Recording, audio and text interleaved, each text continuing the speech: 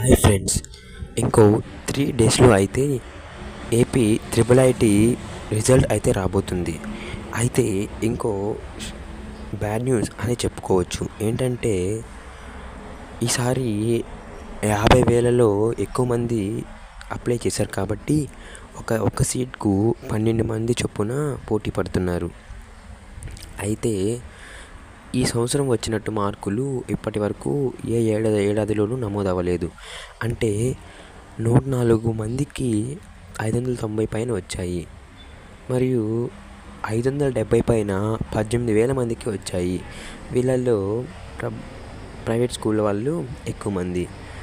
అయితే శ్రీకాకుళంలో అయితే ఎక్కువగా అప్లైలు అయితే వచ్చాయి. దీని ప్రకారం చెప్పాలంటే ఎక్కువ శాతం కట్ ఆఫ్ కాబట్టి 590 వాళ్ళకి సీట్ వచ్చినా తర్వాత 570 వాళ్ళు 18,000 మంది ఉన్నారు కాబట్టి కట్ ఆఫ్ చాలా ఎక్కువ అని చెప్పుకోవచ్చు.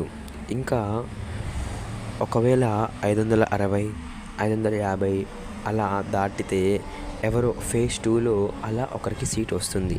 అంతేకాని మీరు అయితే ఆశ పెట్టుకోవద్దు. ఎందుకంటే ఈసారి చాలా ఎక్కువ మంది అయితే అప్లై చేశారు. అందుకే అర్థమవుతుంది కదా ట్రిపుల్ ఐటీకి ఎంత డిమాండ్ ఉందో.